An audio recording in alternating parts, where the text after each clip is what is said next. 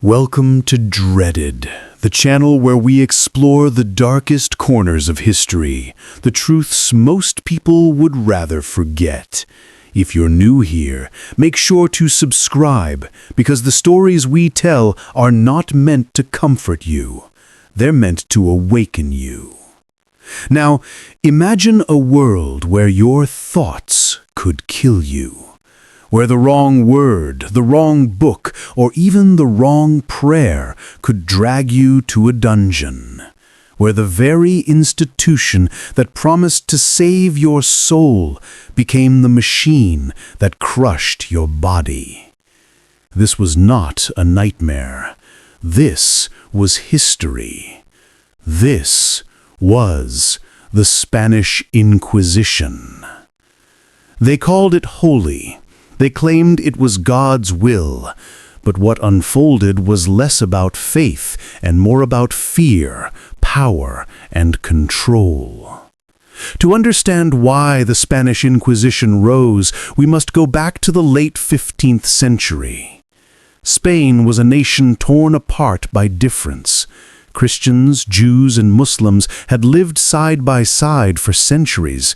But in 1478, the Catholic monarchs, Ferdinand of Aragon and Isabella of Castile, decided there could only be one truth, one church, one faith.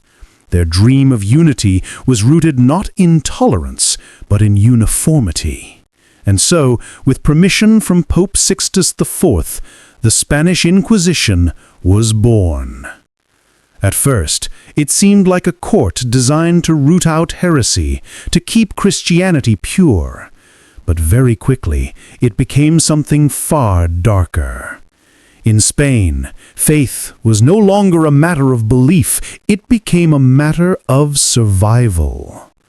Think about it. Your neighbor could accuse you of secretly practicing Judaism. A rival merchant could claim you doubted the Virgin Mary. A jealous enemy could whisper that you denied the authority of the Pope. And whether the charge was true or not, the Inquisition would come knocking. There was no protection. There was no fairness. The accused were dragged into secret trials where their accusers remained hidden. You had no chance to defend yourself, and worse, your fate often depended not on truth, but on confession. And how did the Inquisition extract confessions? Through torture. The tools of terror were brutal. The rack stretched limbs until bones dislocated. The strappado suspended victims by their arms tied behind their back, dislocating shoulders. Water torture forced people to swallow until they drowned in their own breath. These were not punishments. They were instruments of submission. Confess, and you might still burn at the stake. Deny, and you suffered until your body broke. In this system, innocence and guilt lost all meaning. There was only obedience. But the Inquisition was not only about faith, it was about power and money. The property of the accused was often confiscated. Entire families were ruined overnight.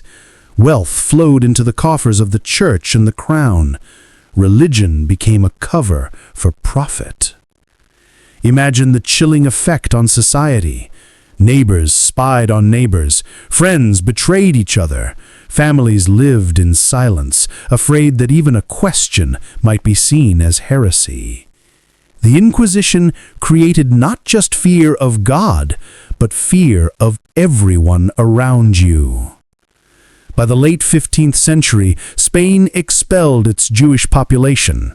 Tens of thousands fled, leaving behind property, homes, and roots that stretched back centuries. Those who stayed were forced to convert or face death. But conversion did not guarantee safety. The Inquisition targeted conversos, accusing them of secretly practicing their old faith. No matter what they did, suspicion clung to them. The Muslims of Spain suffered a similar fate. First forced to convert, then hunted for living between two worlds, their culture and traditions were systematically erased. The Inquisition was not simply religious, it was cultural genocide. And here's the irony. The Pope himself tried to rein in the Spanish Inquisition, but Ferdinand and Isabella resisted.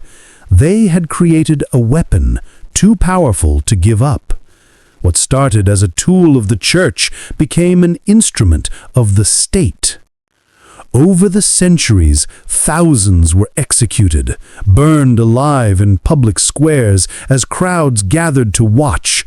The auto da fe, or act of faith, was a spectacle of terror, designed to remind everyone that obedience was survival.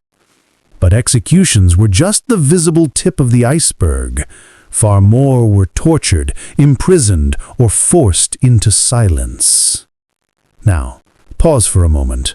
Ask yourself, what kind of society thrives when truth is forbidden and fear is law? The Spanish Inquisition turned Spain into a graveyard of free thought. Writers, scientists, philosophers, anyone who questioned risked destruction. Knowledge became dangerous. Curiosity was a sin. And yet, the Inquisition was not unique. Across history, institutions have always used fear to control the masses. What made Spain's Inquisition stand out was its longevity.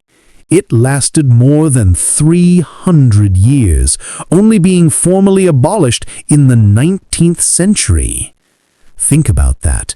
Generations lived and died under its shadow. By the time it ended, tens of thousands had been executed, and countless more scarred. But the true legacy of the Inquisition is not measured in numbers. It is measured in silence. It is measured in the fear that turned people against each other, the culture of suspicion that crushed trust, and the way power corrupted faith itself. The question that lingers is this: did the Inquisition ever really end, or has it simply changed its face? Because look at the world today. We may not have dungeons of the Inquisition, but we still see governments using fear to silence dissent. We still see institutions demanding obedience over truth. We still see neighbors turning on each other in the name of ideology. The Spanish Inquisition is not just history, it is a warning. It warns us what happens when faith becomes a weapon, when fear becomes a tool, and when silence becomes survival.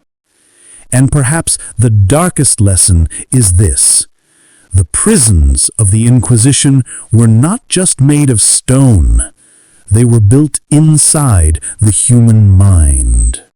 When people accept fear as normal, they carry the Inquisition within themselves. So I ask you, have we truly escaped the Inquisition, or are we still living in its shadow, only dressed in modern clothes? Tell me, if you were alive in 15th century Spain, do you think you would have survived? Or would the Inquisition have found you guilty too? If you found this story eye-opening, don't forget to subscribe, because history is not dead.